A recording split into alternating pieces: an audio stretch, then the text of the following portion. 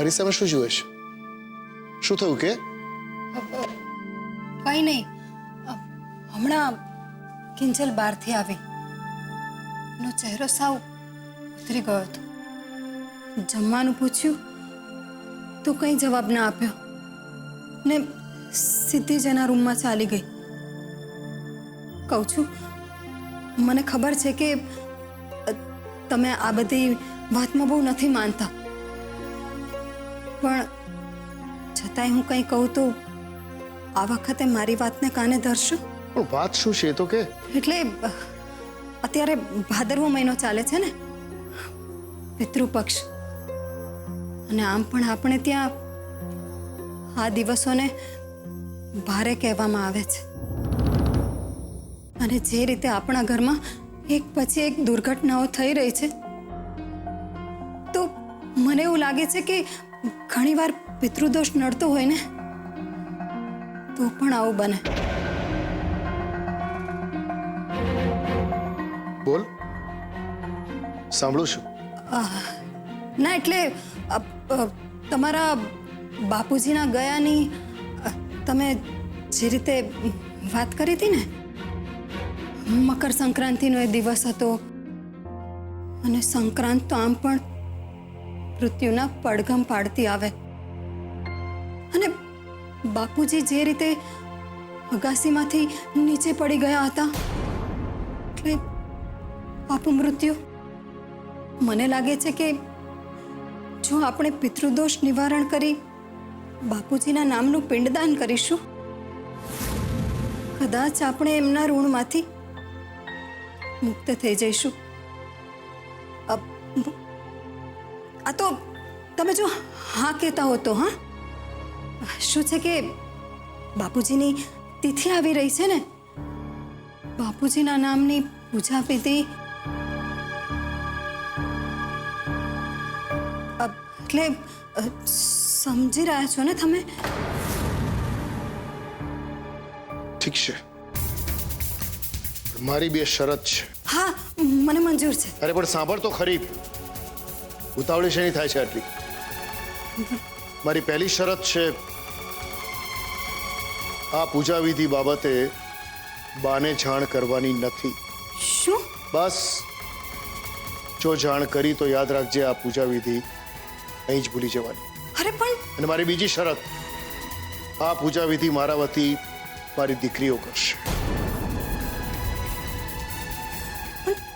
સેજલના પપ્પા, આ તો પિતૃશ્રાદ્ધની વાત છે.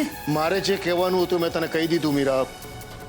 તને જો આ વાત મંજૂર હોય તો આગળ વધજે, નહીતર અહીંયા જ પૂરું.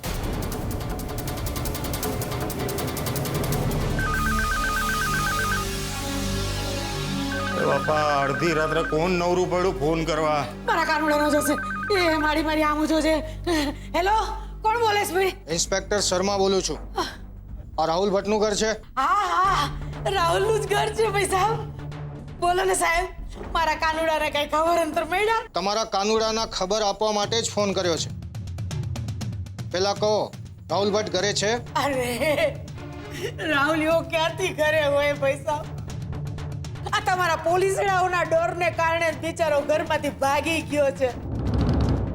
અરે હું તો કહું છું, તમે એને હોદતા કા નથી? આમ હાથ પર હાથ ધરીને હું બેહી રહ્યા છો? અરે હોદો નવરી ના હોદો. ઓ બેન, તમે ભાષા સારી વાપરો.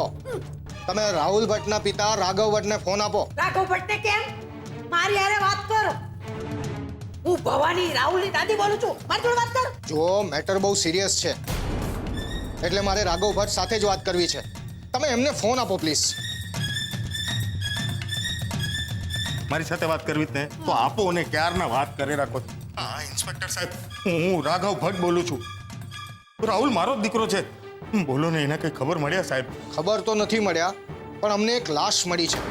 હા, લાશ? લાશ? હાય ઇન્સ્પેક્ટર સાહેબ કોની વાત કરી રહ્યા છે?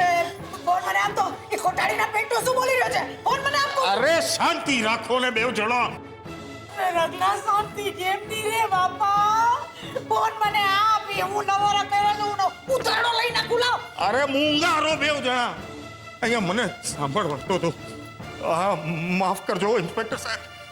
આ શું છે, તમારી વાત સાંભળીને અમે બધા જરા ગભરાઈ ગયા છીએ. પણ ઇન્સ્પેક્ટર સાહેબ, મને એમ કહો ને કે એ વાતની શું ગેરંટી છે કે એ જે લાશ છે એ મારા રાહુલિયાની જ છે? એટલે જ તો મેં તમને ફોન કર્યો છે. લાશના ખિસ્સામાંથી આધાર કાર્ડ અને મોબાઈલ મળ્યો છે. એ મોબાઈલની અંદર પપ્પાના નામથી 9004720204 આ નંબર સેવ છે. આ શું તમારો નંબર છે? હા સાહેબ, આ નંબર મારો જ છે. ઠીક છે, તો હું તમારા મોબાઈલ પર એક ફોટો મોકલાવું છું. જરા ચેક કરીને કન્ફર્મ કરીને મને કહો કે આ તમારો દીકરો રાહુલ છે કે નહીં.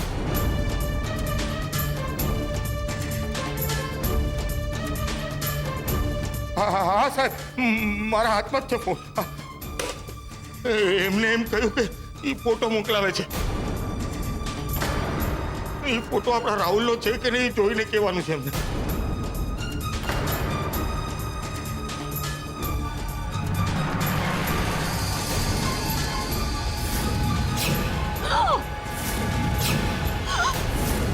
અરે મારા કાનુડા રે,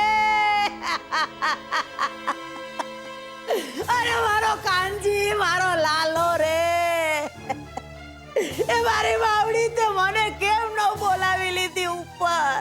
અરે અરે રે રે, હાય હાય.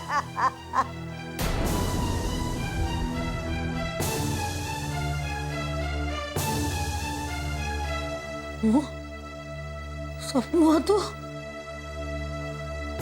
હાય માડી, આ તે શું આયત્રું છે ભાઈ સાહેબ? આટલું ભૂંડું સપનું? અરે મારાથી એવો કયો ગુનો થઈ ગયો છે કે મારા કાનુડાનું આટલું ખરાબ સપનું તે બતાવ્યું? દયા કર માડી, દયા કર. અરે રે, આજકાલ મને નરકના, યમરાજના અને બાકી રહી ગયા હતા તે આવા મરવાના સપના દેખાઈ રહ્યા છે. કાંઈ સમજાતું નથી માડી કે તારો ઈશારો કઈ તરફનો છે બાપા. ગાંઠ બાંધી મેં માડી. કાલ સવારે ઉઠતા ની હાથો હું મહારાજ પાસે જઈ આવું પૈસા અને પૂછું કે કાંઈ નડતું બળતું તો નથી ને? અમે પિતૃપક્ષ હાલી રહ્યો છે. જો કાંઈ નડતર રૂપ હોય તો એનું નિવારણ કરાવી જ મારું. હે, આ ઈ જ બરાબર છે ભાઈ. મને જવા દે, મને જવા દે. તો બેન, હવે તમારી પાસે એક જ રસ્તો છે. કયો રસ્તો? RTI, માહિતીનો અધિકાર.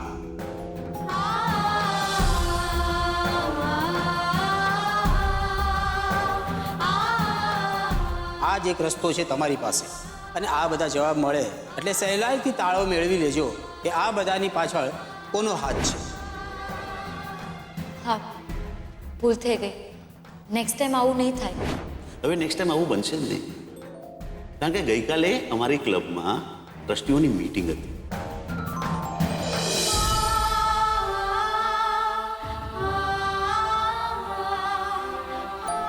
અને કહી દીધું છે કે મોહન એન્ડ ડોટર્સ ટી સ્ટોલની સાથેનો કોન્ટ્રાક્ટ કેન્સલ કરવામાં આવે. કિંજલ, શું થયું કિંજલ? તારો મૂડ બહુ ઓફ લાગે છે. અને તું જમી કેમ નહીં? ના બસ કંઈ નહીં, આમ જ. આહા, આમ જ. સવારે તો કોઈ મને કેવી મોટી મોટી સલાહ આપતું તું, યાદ છે ને? મારું ફિનિક્સ. કિંજલ, એકલા એકલા સહન કરી રાખવાનો શું મતલબ? બોલ ને, શું થયું છે? બીજું શું થવાનું બીજલ? બસ દુકાનની ચિંતા. સેજલ, જો 2-4 દિવસમાં દુકાન શરૂ ના થઈ ને તો બહુ તકલીફ છે. હા, એનો મને આઈડિયા છે અને એટલા માટે જ મેં 2 થી 4 જગ્યાએ જોબ માટે અપ્લાય કરી દીધું છે. જ્યાંથી પણ મને પહેલી ઓફર આવી જશે ત્યાં જોઈન કરી લઈશ. મેં પણ એવું જ કંઈક નક્કી કર્યું છે. જુઓ, કવિતાબેનના હર્ષનું હું ટ્રેનિંગ આપું જ છું ને, તો 1-2 સ્ટુડન્ટને વધુ હા પાડી દઈશ. ના ના, હો, તારે એવું બધું કરવાની કોઈ જરૂર નથી. તું તારી ટુર્નામેન્ટ પર ધ્યાન આપ. હું અને સેજલ છીએ ને. હા, અને અંતાણી સાહેબ પણ તો છે, એટલે કેસ પણ થોડા સમયમાં જીતી જ જઈશું. નહીં સેજલ, આ વાતમાં થોડો પ્રોબ્લેમ છે.